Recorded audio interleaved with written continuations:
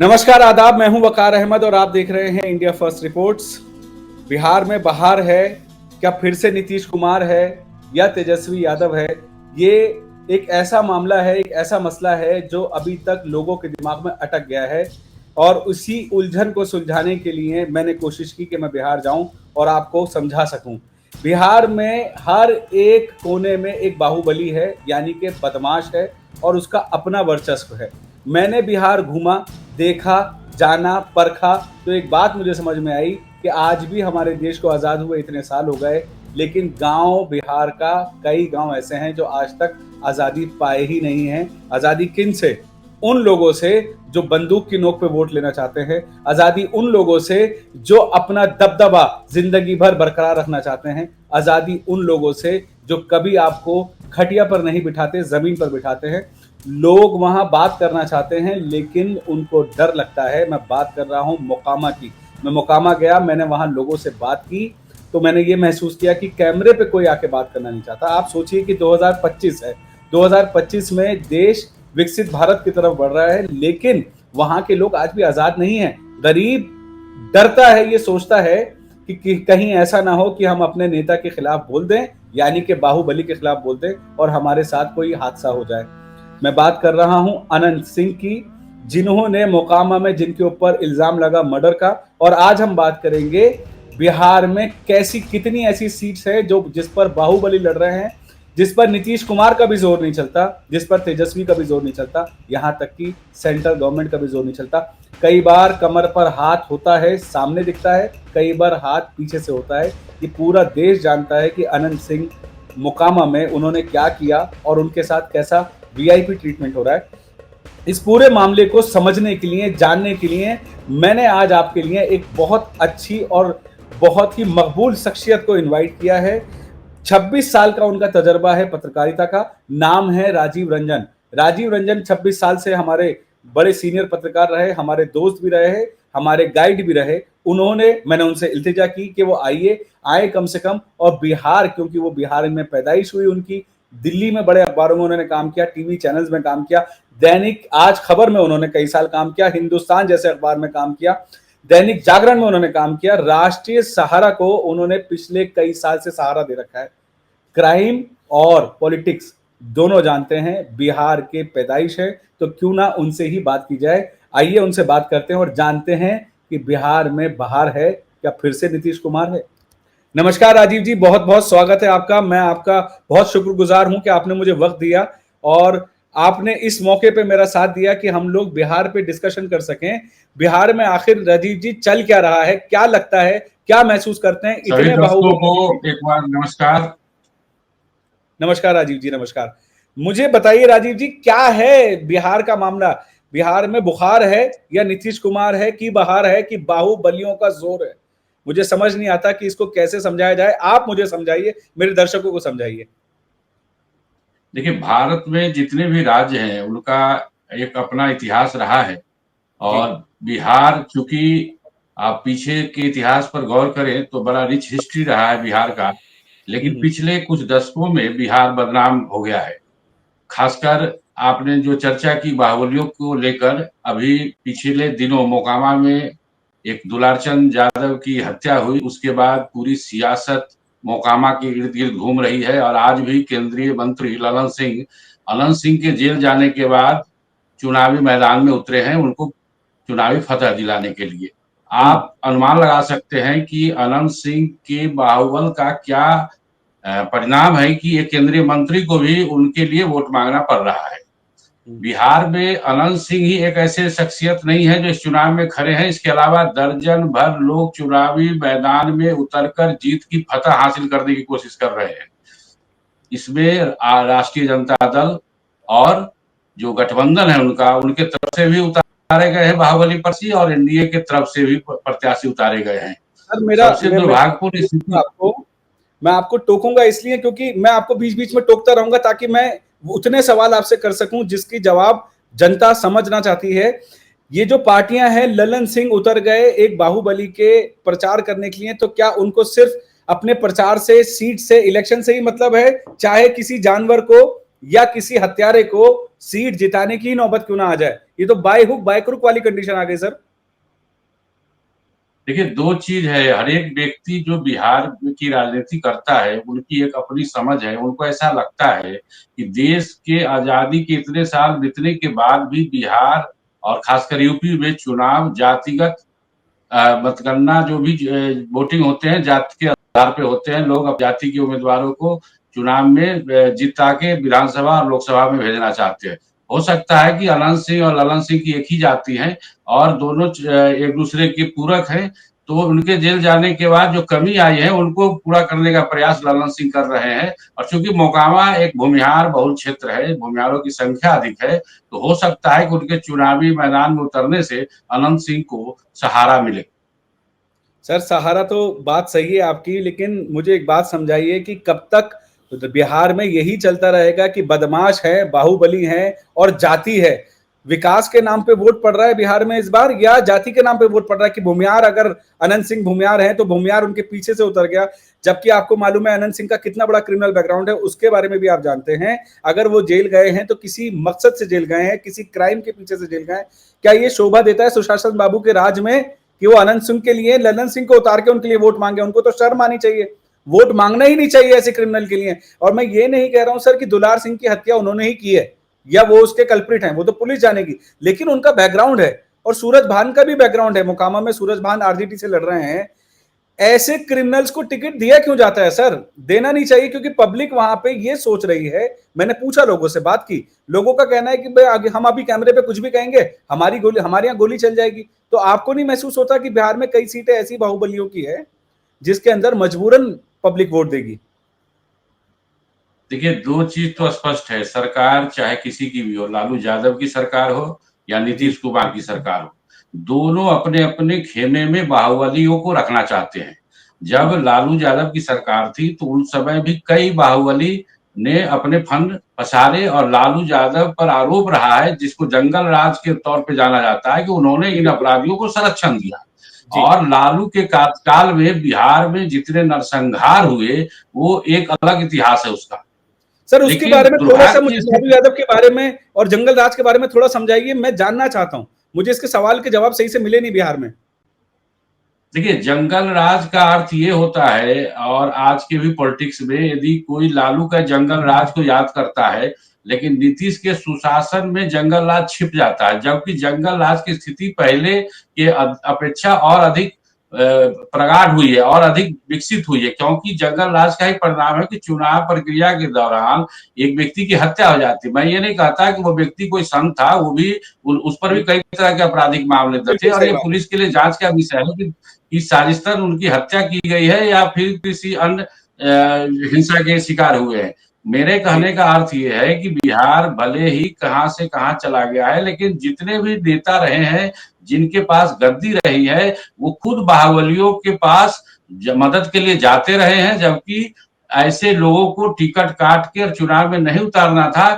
लेकिन अभी वर्तमान चुनाव में मैं देख रहा हूं कम से कम दर्जन भर प्रत्याशी भिन्न भिन्न इलाके में बाहुबली हैं, और वो जिन पर कई आपराधिक रिकॉर्ड हैं, कई मामले हैं, वो चुनाव में खड़े हैं। और मजेदार बात यह है, जो आपने एक प्रश्न पूछा था, जो बाहुबली सिर्फ आपराधिक और बदमाश के चलते नहीं है, उन्होंने क्षेत्र में अपनी छवि रॉबिन हुड की तरह कर रखी है। यदि कोई गरीब मजलूम व्यक्ति उसके पास किसी तरह की मदद के लिए चले जाए तो वो अपने समर्थक के लिए कुछ भी करने के लिए तैयार है। इसलिए शायद उनको जनता सर पे बिठाती। सर पे बिठाने वाले कौन है? सिर्फ भूमियार हैं या यादव भी हैं मोकामा में? अगर किसी को कुछ बांटा जाए तो तकसीम जो है बराबरी से किया जाए, ये तो नीति होनी चाहिए ना। अब वहां पे ये महसूस होता है कि भूमियार का एमएलए आएगा तो भूमियार का नाम चलेगा, यादवों का आएगा तो यादवों का चलेगा, धानुक का आएगा तो धानुक का चलेगा। अगर इंसाफ देना है, बनना है तो सबके लिए बने। देखिए भूमिहार बहुल मोकामा क्षेत्र है, तो वहां पर अनंत सिंह का दबदबा हो सकता है, लेकिन इसके ठीक आप पटना जिले में ही एक दानापुर सीट है, वहां से जो आरजेडी के कैंडिडेट है रीतलाल यादव, वो अभी जेल में बंद है और वो भी बाहुबली है, और उनको भी आरजेडी ने टिकट दे रखा है। वो हमाम में सब नंगे हैं, तो एक दूसरे पर सिर्फ कीचड़ उछाल सकते हैं। इससे आरजेडी का भी दामन धोला साफ नहीं है। उनके भी प्रत्याशी ऐसे खड़े हैं मैदान में जिन पर कई आपराधिक मामले चल रहे हैं भिन्न भिन्न कोर्ट में। सर मैं तो यही मानता हूं कि दोनों ही पार्टियां जब मैंने देखा कि जब पहली बार नीतीश कुमार चुनाव लड़े थे तो उनका एक फोटो था, उसमें सारे ही प्रत्याशी, सारे ही बाहुबली थे, सारे ही क्रिमिनल रिकॉर्ड वाले थे और नाम फेमस हुआ सुशासन बाबू। आज अगर तेजस्वी जो है वो ये बात कह रहे हैं कि मैं जैसे ही हमारी सरकार आएगी 20 दिन के अंदर या 25 दिन के अंदर या तुरंत सारे बाहुबलियों को जेल भेजा जाएगा, और जब तस्वीर उलट देखी जाए तो बाहुबली ही इलेक्शन में खड़े। तो सर ये तो जनता के साथ धोखा हो रहा है, आपके बिहारियों के साथ धोखा हो रहा है। क्या कहना चाहेंगे इस पर सर? देखिए, तेजस्वी के बातों पर लोग कितना भरोसा करते हैं, ये चुनाव के रिजल्ट 14 नवंबर को पता चल जाएगा। लेकिन आम जनमानस में लोग यह अब कंपैरिजन करने लगे हैं कि लालू का जंगल राज बढ़िया है या नीतीश के सुशासन के छिपे जो जंगल राज है वो बढ़िया है। अब दोनों में जो उनको जो बेहतर लगेगा उसके आधार पर वो चुनाव करेंगे। वर्तमान परिस्थिति में दोनों अपने अपने जीत के दावे कर रहे हैं, लेकिन मजेदार बात यही है कि बिहार का चुनाव में बाहुबलियों की संख्या लगातार बढ़ती चली जा रही है। सर एक मेरा और दिमाग में बात आई, चलिए हमने आरजेडी की भी बात करी और जेडीयू की भी बात की, इसमें एक तीसरा एंगल और है सर, जन स्वराज। क्या लगता है कि ये प्रशांत किशोर पीके जो हैं ये विन विन सिचुएशन में है, या किंग मेकर की पोजीशन में है, या किंग की पोजीशन में है, या सिर्फ वोट कटुआ है? ये नुकसान किसको पहुंचाएंगे सर? देखिए, ये जो प्रशांत किशोर हैं ये बहुत बड़े राजनीतिक विश्लेषक खुद को मानते रहे हैं। नरेंद्र मोदी से लेके नीतीश कुमार तक राजनीतिक सलाहकार, या यूं कह लीजिए उनके मीडिया मैनेजमेंट से लेकर कई अन्य चीजों में सहयोगी रहे हैं। इनके दिमाग में आया कि एक राजनीतिक दल का गठन किया जाए जो बिहार को, जो पिछड़ा और बदहाली की अवस्था में है, उसको आगे ले जाया जाए। लेकिन दुर्भाग्यपूर्ण स्थिति ये है कि इन्होंने भी आनंद फानन में ऐसे ऐसे कैंडिडेट उतारा। आपको याद होगा मोकामा की घटना से आपने शुरुआत की थी। दुलारचंद यादव अपने इलाके में आरजेडी का कार्यकर्ता है और वो जन सुराज जो प्रशांत किशोर की पार्टी है उनके उम्मीदवार के साथ घूम रहा है। तो पीयूष आप प्रियदर्शी समझ के साथ, सकते हैं कि पीयूष प्रियदर्शी के साथ हाँ, घूम रहे थे, उन्हीं को सपोर्ट कर रहे थे। समझ नहीं आ रहा है ये सर, बिल्कुल ये एंगल बिल्कुल। समझ नहीं आया। मैं ये सिर्फ कहने का प्रयास कर रहा हूं कि अभी जन सुराज पार्टी का जितना भीड़ है वो आपको सिर्फ एक भोटकटवा के रूप में दिखाई देगा। हमें नहीं लगता कि इस चुनाव में जन सुराज का कोई खाता खुलने वाला है। हाँ, जरूर आरजेडी के कैंडिडेट को और कहीं कहीं एनडीए के कैंडिडेट को वो नुकसान पहुंचाने में सफल रहेंगे, और सर कई ऐसे परसेंटेज। सीट हैं जहां पर उन्होंने त्रिकोणीय मुकाबला बना दिया है। हालांकि अधिकांश सीटों पर वो उनके उम्मीदवारों के चुनाव प्रचार के दौरान लोग की भीड़ों की भीड़ जुटती है, लेकिन हमें नहीं लगता कि ये भीड़ वोट के रूप में तब्दील हो पाएगी। चलिए सर, लेकिन एक बात बड़े मजे की है कि ये एक्सपेरिमेंट बीजेपी की तरफ से हमने सुना है कि टीम बी है स्वराज पार्टी जो है, जन स्वराज। क्योंकि दिल्ली में भी जब कांग्रेस को उखाड़ा नहीं जा रहा था तो केजरीवाल जैसी एक पार्टी बीच में पंचर करती है और अपने आप को बड़े लेवल पे ले जाती है और चीफ मिनिस्टर बन जाता है। चाहे बीजेपी की नहीं हुई तो कांग्रेस की भी नहीं होगी, कांग्रेस की नहीं हुई तो बीजेपी की नहीं होगी। ऐसे ही क्या जन स्वराज को आप ये कह सकते हैं कि ये टीम बी पार्टी है बीजेपी की, जो एक माहौल बीजेपी को फायदा पहुंचाने के लिए क्रिएट किया गया है? देखिए, ये कहना अभी जल्दीबाजी होगी क्योंकि कई सीटों पर जनसुराज बीजेपी को भी नुकसान पहुंचाती दिख रही है, क्योंकि जो इसके मतदाता वर्ग हैं वो सवर्ण मानसिकता के लोग हैं जो एनडीए की परंपरागत वोट बैंक में शामिल होते हैं। यदि कहीं से भी जनसुराज का कुछ भी वोट आ रहा है तो आप ये मान के चलिए कि आरजेडी से ज्यादा वह नुकसान एनडीए को करते दिखाई देंगे। और जहां आपने केजरीवाल का सवाल पूछा तो आपको स्मरण होगा कि दिल्ली में जब भारतीय जनता पार्टी कांग्रेस से टक्कर नहीं ले पा रही थी तो एक विकल्प के तौर पर केजरीवाल सामने आए, और केजरीवाल को उस समय निर्भया गैंग रेप के तरह एक मसला मिल गया जिसको भुनाने में सफल रहे। लोगों को लगा कि बीजेपी और कांग्रेस की अपेक्षा आम आदमी के साथ जाना बेहतर होगा, और केजरीवाल ने भी बड़े बड़े वादे किए, और जिस वादे के आधार पर वो सत्ता में आए वो धीरे धीरे वे भूलते चले गए। जैसे हम वीआईपी कोई ट्रीटमेंट नहीं लेंगे, फिर उन्होंने वीआईपी ट्रीटमेंट भी स्वीकारा। कई ऐसे चीज है जो आप देखेंगे, अपने घर को उन्होंने एक सामान्य घर, मुख्यमंत्री का जो निवास स्थल होता है उसको शीश महल बना दिया। कई ऐसे चीज किए जो उनको नहीं करना था। ऐसे प्रयोग करने के लिए जन स्वराज के ये प्रशांत किशोर भी आए हैं, लेकिन मैं ये नहीं कहूंगा कि केजरीवाल की तरह इनको कोई मुद्दा मिल गया बिहार में चुनाव भुनाने के लिए जिससे सारे लोग इनके पीछे जाके खड़े हो जाए। अभी तो फिलहाल इनका जो पार्टी है हमें वोट कटवा के तौर पर ही दिखाई दे रही। ठीक है सर, एक देखिए आपका तजर्बा तो 26 साल से आप पॉलिटिक्स भी देख रहे हैं, और 26 साल से आप क्राइम बीट भी देख रहे हैं, आपने दिल्ली का हर एक क्राइम को कवर किया है, मैं आपको बहुत करीबी से जानता हूँ। मुझे ये बताइए सर, क्या लगता है आपको कि जब अगर जेडीयू की सरकार बन जाती है बिहार में हाइपोथेटिकल सिचुएशन में, तो अनंत सिंह तो फिर पैराशूट से टपक के बाहर आ जाएंगे, या इन पे वाकई में कोई सच सामने आएगा और इनको सजा मिलेगी? एक चीज मैं आपको बता दूं, सच बताइए सर, बिल्कुल। जिस व्यक्ति के बारे में आप चर्चा कर रहे हैं, एक स्ट्रेटजी भी हो सकती है पार्टी की, एनडीए की या अनंत सिंह की, कि अनंत सिंह अभी तक 5 बार चुनाव जीते हैं, जिसमें से 2 या 3 बार उन्होंने जेल में रहते हुए चुनाव जीता है। अभी उनके ऊपर भी कातिलाना हमले के संकेत थे, तो उनकी पहले सुरक्षा बढ़ाई गई और फिर बाद में उनको एक सुरक्षित स्थल जेल भेज दिया गया। तो आप सबसे समझ सुरक्षा सकते तो हैं कि वही है। जेल जाते ही उनके पक्ष में सहानुभूति वोट की इलाके में लहर दौड़ेगी और वो फिर जीत जाएंगे, ऐसी संभावना ज्यादा है। और पार्टियां भी उतर गई सर मैदान में, उनकी तरफ से बैकअप में लल्लन सिंह भी उतर गए और सब उतर गए। जुर्म दिखने से दिखाई देना बंद हो गया और सिर्फ वोट नजर आ रहा है लोगों को। सर आपको क्या लगता है, बिहार के जो मजदूर तबका है, जो गरीब तबका है, जो पलायन करता है सर, जो मजदूरी करके यहाँ पे 200 रुपया कमा के, रिक्शा चला के और बस चला के और ऑटो चला के अपनी कमाई कर रहा है, उसका अपना बिहार कब इस लायक बनेगा सर, जब उनको वापस ना आना पड़े, किसी और शहर में ना जाना पड़े? इस बारे में आप कुछ कह दीजिए सर, दिल की बात है। देखिए, 2 चीज तो बड़ा स्पष्ट है, यदि बिहार में प्रतिभा है तो उसका कोई प्रयोग बिहार के लिए नहीं किया गया। अदरवाइज वहां से मजदूरों के समक्ष रोजगार की भी संकट हुई, तो वो विभिन्न महानगरों में पलायन कर गए।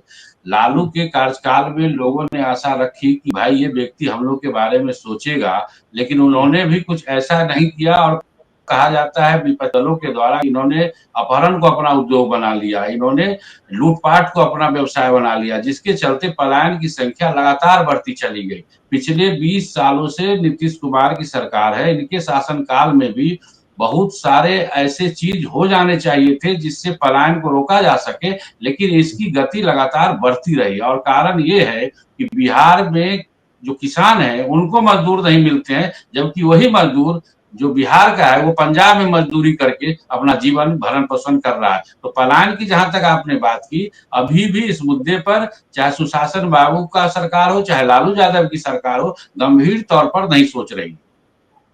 बात सही है सर। मतलब मुझे लगता है कि मैंने जब बिहार में बात की लोगों से, तो किसी ने कहा कि गुजरात बिहारियों से चल रहा है, दिल्ली बिहारियों से चल रहा है और मुंबई बिहारियों से चल रहा है। अगर ये लोग पलायन रोक देंगे तो इनको सबसे कम पैसों में एक गुलाम कैसे मिलेगा? इन लोगों को एक काम चलाने वाला, जिसको जब मन किया गाली दे दी, जब मन किया उसको जमीन पे बिठा दिया।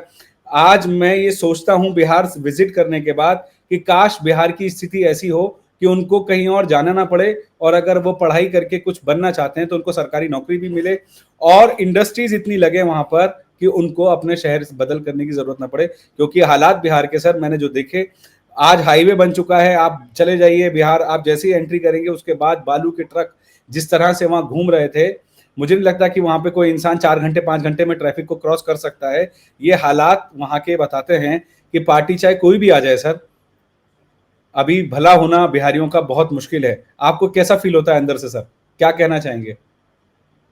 देखिए, बिहारी जो पलायन किए इसमें 2 वर्ग है। एक तो प्रबुद्ध वर्ग है जो जीवन में अपने नौकरी पेशा या जीवन यापन के लिए भिन्न भिन्न जगह पर तैनात है, चाहे वो आईएएस आईपीएस की बात करें, नौकरशाह की बात करें, मीडिया इंडस्ट्री की बात करें, तो उनको तो कमोबेश हालत सही है इस मायने में कि वो कमा खटा रहे हैं। लेकिन जो मजदूर हैं, जो भेड़ बकरियों की तरह ट्रेनों में ठूस ठूस के महानगरों में नौकरी करने के लिए जाते हैं, जो घर जाना चाहते हैं तो उनको एक अदर टिकट नसीब नहीं होती, कई तरह के दिक्कतों का सामना करते हुए दिल्ली और कलकत्ता और मुंबई जैसे महानगर में रहते हैं।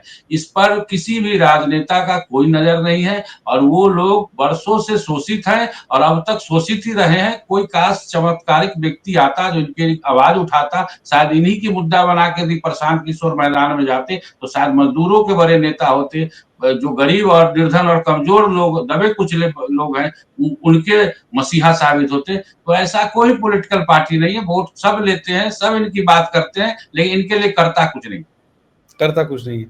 तो सर मेरा आखिरी सवाल आपसे, बहुत अच्छा लगा, मैंने कॉन्वर्सेशन की, आपने बहुत सारा ज्ञान मुझे दिया जो बहुत मेरी ऑडियंस को पसंद आएगा। मेरा आखिरी सवाल आपसे यह है कि आप इलेक्शंस को बहुत टाइम से देख रहे हैं, सुना है कि कयामत की रात जब वहां आती है, वोटिंग से एक दिन पहले खेल सारा बदल जाता है। तो आपको क्या लगता है सर, आपका मन क्या कहता है कि इस बार बिहार में कौन बनेगा मुख्यमंत्री? देखिए, आपने एक मीडिया में कहावत सुनी होगी, जैसे नीतीश कुमार को यूं ही पलटू कुमार नहीं कहा जाता।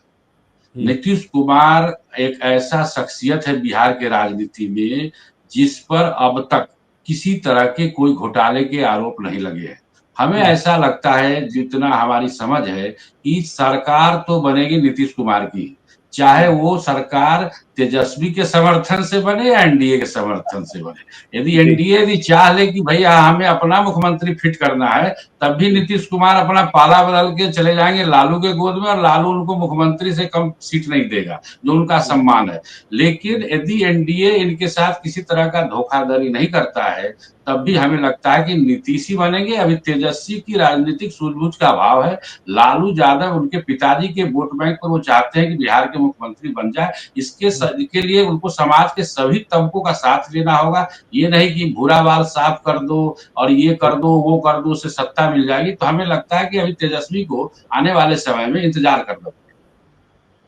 बहुत बहुत शुक्रिया सर, मैं आपका थैंक यू बोलना चाहता हूँ, शुक्रिया करना चाहता हूँ, आपने मुझे वक्त दिया। तकरीबन आधा घंटा हम लोगों ने डिस्कशन किया है और मुझे उम्मीद है कि हमारी ऑडियंस को एक नया पर्सपेक्टिव मिलेगा, एक नई सोच मिलेगी और बिहार की तकदीर इस बार बदली कि नहीं बदलेगी ये तो वक्त ही बताएगा। मैं आपसे दोबारा संपर्क करूंगा, हम लोग दोबारा जुड़ेंगे और बिहार की अच्छी बातें बुरी बातें इस पर खुल के बात करेंगे। बहुत बहुत शुक्रिया सर आपका। बहुत धन्यवाद। तो दोस्तों, आपने देखा राजीव रंजन जी ने अपने 26 साल के करियर में किस तरह से उसको निचोड़ कर आपके सामने रखा। ये बातें, जो कब्र का मुर्दा होता है वो ही कब्र का हाल बता सकता है। तो जो बिहार से ताल्लुक रखता है, जो वहां से पैदा हुआ है, वो ही असली हकीकत आपको बता सकता है कि बिहार में आखिर होता क्या है। वैसे मेरी कंक्लूजन जो है इस डिस्कशन का यही है कि चाहे लालू यादव आए, यानी कि जो उनके साहबजादे हैं तेजस्वी यादव, या जेडीयू वाली पार्टी नीतीश कुमार सुशासन बाबू आए, लेकिन आपके सर पर बाहुबली ही राज करेंगे, ये तो मैं बिल्कुल तय है। क्योंकि कानून या जो हमारा संविधान है ये कहीं बिहार में लागू नहीं होता, वहां पे गोली लागू होती है और उसी के बल पर चुनाव जीता जाता है। ये आपने जीता जागता सबूत देखा है। मैं उम्मीद करता हूं कि बिहार के नसीब में उसको वो मिले जो उसके लिए बेहतर है। आपका मेरा वीडियो देखने का आपका बहुत बहुत शुक्रिया। मैं फिर आपसे मिलूंगा किसी और शख्सियत के साथ। और हाँ, राजीव रंजन को आप रेगुलर मेरे साथ मेरे शो पे देखेंगे। नमस्कार।